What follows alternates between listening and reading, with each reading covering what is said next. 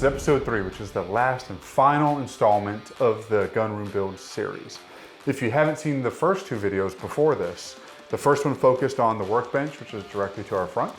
The second video focused on our gear storage solution area, which is to my right. And then this video is going to mainly focus on this side of the room, which is the safes directly behind us. The gun room, one of the most important parts of this room, is the safes. And that's why we saved it for last, because it was also one of the largest headaches that we had upon completion of this gun room. Thank you, my good man. So be sure to stick around for the whole video so that you can see everything that went into it, along with just how many of these little guys it took to get this build done. Here's a hint, it's a lot. You think what a lot is? Yes. And then add a lot more to it. Yes, triple it. And then triple those. I want to first address the fact that the gun room is built inside of a structure that was pre-existing. So we already had a concrete pad, a foundation that we had to work off of. This area has flooded once before, but we knew that that would be a problem in a gun room, especially with the safes. So we knew that we wanted to elevate the safes up off the ground. At first we had talked about maybe using a wooden platform or pallets or something like that to get them up off the ground. And then we decided, we had the bright idea of creating a concrete pad to give us that elevation and that strength. And we wanted the pad to be approximately 6 to 8 inches high, and then that 1.5 to 2 inch lip on the bottom of the safe would give us just a little bit more height in the event this room did flood. That being said, we really underestimated the amount of work and effort needed to build that pad. At first, we were going with a 6-inch height. And then, all of a sudden, once we found out that we didn't know what we were doing, we had an 8-inch height, and we just said, that's good too. We went through approximately 15 feet wide, maybe 13 feet wide, by 8 inches tall, by, I don't know. It's like 33, 34 inches in depth. Right, 80 bags of concrete. 80 bags of concrete. We started off with about 20. That'd be more than enough. Why would we need any more than that? That's crazy. And we even stuffed a bunch of bricks that we found laying around on the property from the previous owner inside there to take up space, so we didn't need to use as much concrete. And then we got to the 20th bag and we're like, well, that's not gonna be good enough. So we went to Lowe's. We got 20 more. Yeah. Because why not? Surely that would be enough. Went through those 20. Shit, we need probably another 20 more. Which I realize if you're keeping track, that only means 60. Somehow we used an additional 20. It was either 60 or 80, I'm not entirely sure. Either way, it was way more than the additional 20 that we needed. I've been drinking. We ran out of concrete. We broke the mixer twice.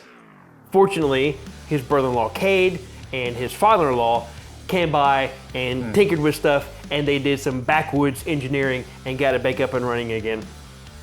We broke several forms in trying to build this. We had several leaks come out while we were trying to build this, and worst of all, I don't know if we've told you this before, it was in the middle of September, just before it got cool, and it sucked ass.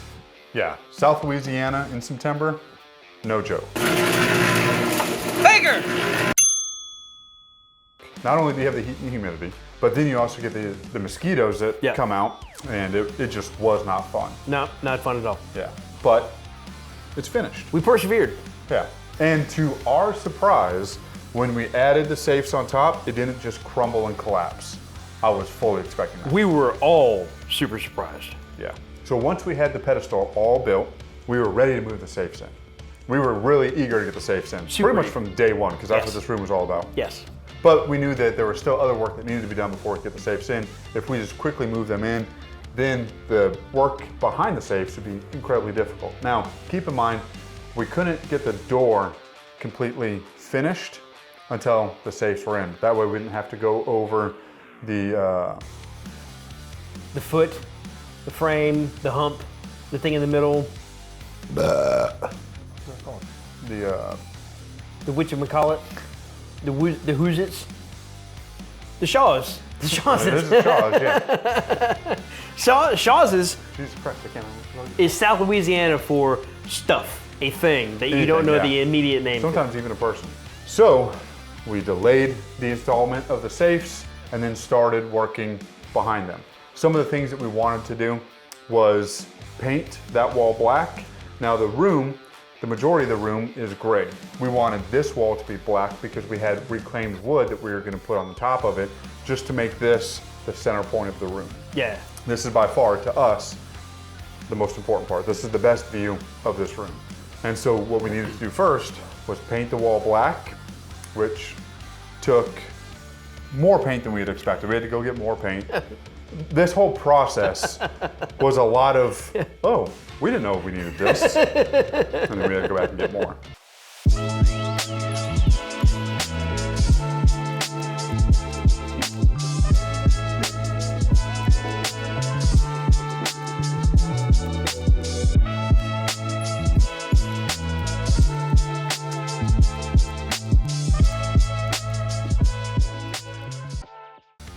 And then once the paint was finished, then we had to get the AC unit in. Yeah. Which actually, back up. Before we painted, we had to cut a hole in the wall to accommodate for the AC unit, which that was an experience too.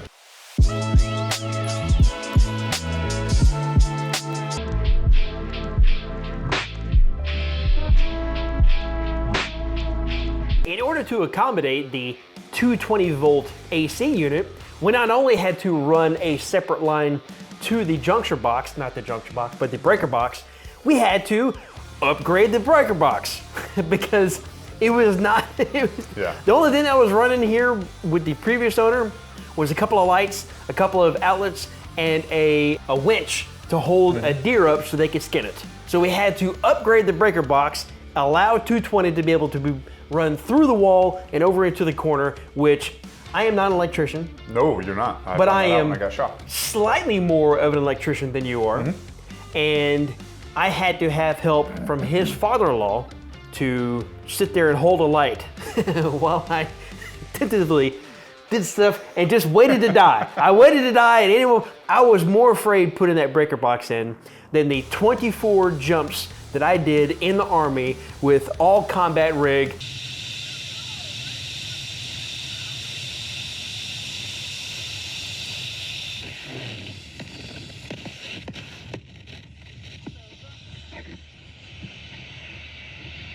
It was terrifying. I hated every second of it. It's just electricity. If things go bad, you probably won't know about it. Not with 220. No, that's true.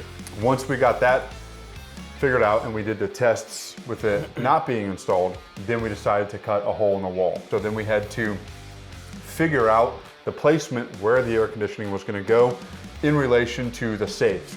We wanted to make sure that the air conditioning was high enough where it would push that cool air or hot air, because it also has a heater function in it, over the safes and not hit the back of the safes. Which would be bad. And of course, we had to measure all this stuff even before the pedestal was fully finished and the safes were in here. So it was a lot of hoping and praying that we got these measurements right, because we're not really good at measuring things either.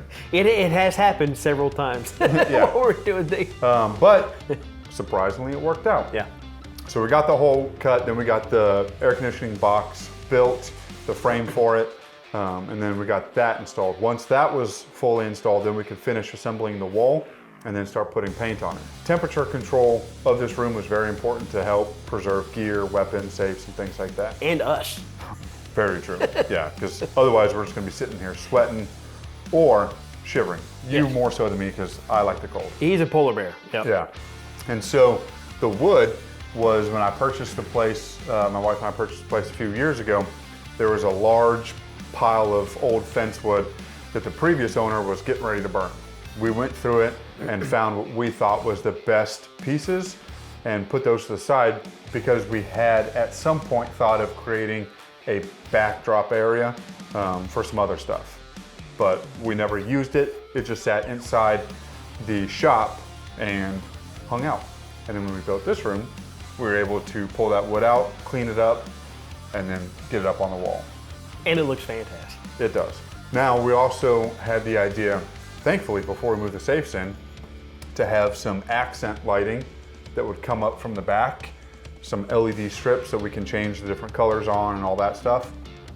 And we knew that that needed to go in before we put the safes in. And with the LED strip, we left a little bit of space between the pedestal and the back wall. That way we had a little bit of space for the form, so we could pull that out. And then also just a little bit of breathing room in the event there's any type of area that needs additional space. Yeah. With the LED strip, that means it would have to fall down into that void, which would make it very difficult to do any type of maintenance or fix anything later on. So we built a little platform out of 1x1 wood that the LED strips attached to, and then we connected 550 cord to each side. That way, in the event we have to do any type of maintenance or replace that LED strip in the future, we can each grab one of these strings on either side of the platform and then lift it up together and then bring it on this side of the safes, work on it, maintain it, and then drop it back down below. I am amazed that we had that type of foresight. I didn't. That was all his idea. Yeah, big brain moment for me. So one of the things you might be asking yourself is, why did these guys put these safes in their particular locations? As you can see, the tallest one and the widest one is all the way on the right.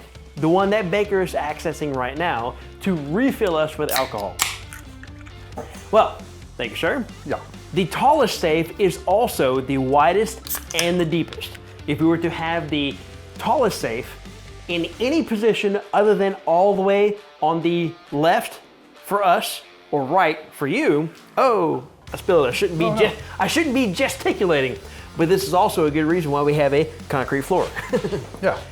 If that safe had been any place other than the right, if it would have been in the middle, it would take up the spot in the middle where we plan to have an Intuitive Defense logo on the back wall. If it had been going all the way to the left, because it is the deepest safe, it would have gotten in the way of us manipulating anything to do with the plugs, either maintaining the light strip behind or dealing with the air conditioning, and it would have also gotten in the way of the air conditioning.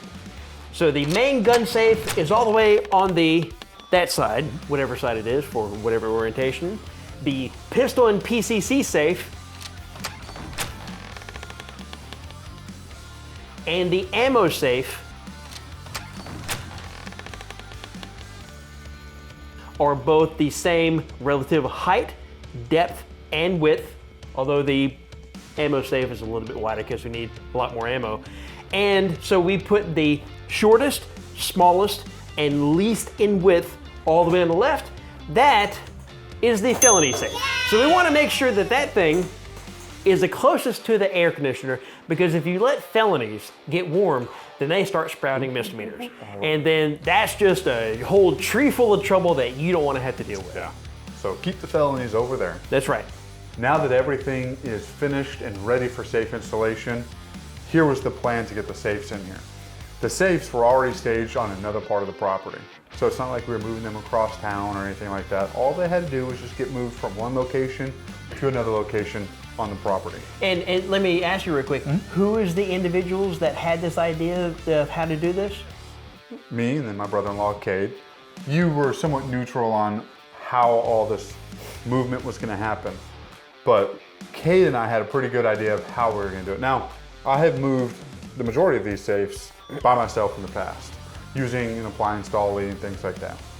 I also, in my younger days, worked with a moving company in the Washington area where we moved grand pianos and a bunch of really heavy stuff all over the Seattle area and up steps, downstairs, all this silly stuff. Kate and I discussed it, we figured it out, and we thought that the best way to do it was using dollies, bring one safe in at a time, and then using the dolly while the safe was angled, we would set the safe on the pedestal using the ledge, and then rock the safe into place, and then start walking it onto the pedestal once it's in place, then get the next safe and rinse and repeat. Obviously, The most difficult safe to do this with would be that big boy behind me. The other safes would be relatively easy to do all that with. And I said, fuck no. I spent, of my own money, $1,000, actually slightly less than $1,000, about $950. I hired a safe moving company to do all of this. Not only did they have a trailer that was pneumatically lifted, so that once they put a safe from the other location onto the trailer would lift, they would drive it, it would then drop down to ground level and move it. One of the ways that they imagined using it was to take a safe, put it on a trailer that was 6 to 8 inches off the ground, so they had to get it onto the trailer, move it over here, get it off the trailer, get it over here, and then move it up onto the platform. I said, let's spend some money and have other people with specialized equipment and a lot more muscle and a lot less common sense do that for us. And as you can see, through this time-lapse video that you are watching right now, that's exactly what happened.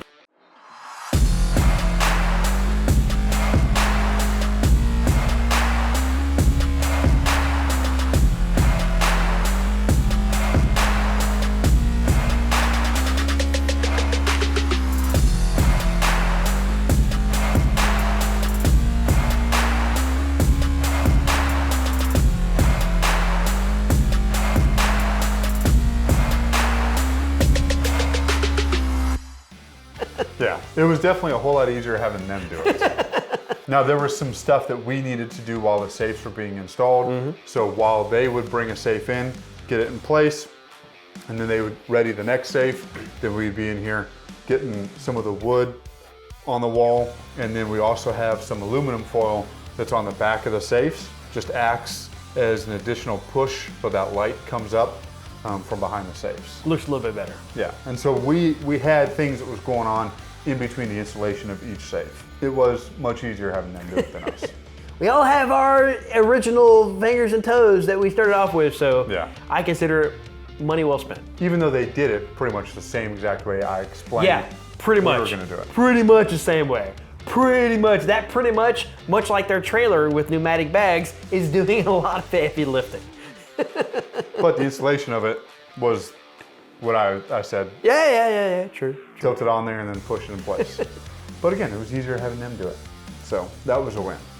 Alexandria Lock and Key, the company that did this for us, they did a fantastic job in putting these safes exactly where they needed to be so that they could effectively secure those safes to that concrete pedestal.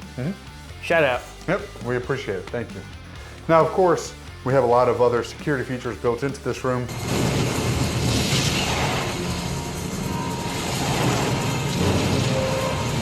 the hell is happening? I blew up the building. Why? Because you made a phone call. Will Smith and what's his name from? Gene Hackman. Yep. He's dead. R.I.P. This is kind of the same setup. Right. Minus all of the tin hat stuff. Yeah. But other than that, there's a lot of Right. Gene Many, Hackman stuff. many circles of security preventing people from coming in, much like your mom. Although she has many levels of layers of security, inviting as many people as possible. So we did the opposite of your mom. But you can imagine, like, you know, what's the opposite of a mountain? It's a chasm. So we're the chasm, she's the mountain, she lets anybody on top, we don't let anybody in. So, you know, go your mom, she gave us the idea, she called us up and said, hey, maybe you should do this. And we were like, oh, thanks, you know, Betty, we appreciate that. And then we just went with it. Your mom's a whore. So what did we have to buy to complete this room? Well, naturally, you have the nails, you have the screws, you have the insulation, you have the wood, you have the lights, you have the wiring, you have the concrete, but most importantly, you have the motivation, which is these little guys right here. And unfortunately, I'm out of the motivation. Thankfully, we have one more case left. Now you're probably wondering, how much beer did it take to build the room? Thank you, my good man. Because we've been talking about that. We've been talking about that for a reason. Because it is an insane amount of beer. And just to tell you those numbers, which this is an estimate from when we started tracking the beer consumption, because early on in the construction of the room, we were just sipping beer, buying beer, drinking it, and getting rid of the cases, not really keeping track of it. And then it dawned on us, hey, we're going through a lot of beer. We should probably keep track and see how much this project takes us. Yeah. And we're keeping track of the alcohol that we purchased. Baker's brother-in-law, Cade, his father-in-law, they brought some over occasionally. So this is not the true number. Yeah. This is only the number that we can verify because we purchased it. When we started tracking it, probably a week into construction. So we had 28 24 packs, which equals 672 beers. Then we had 6 12 packs, which equals 72 beers, for a grand total of 744 beers.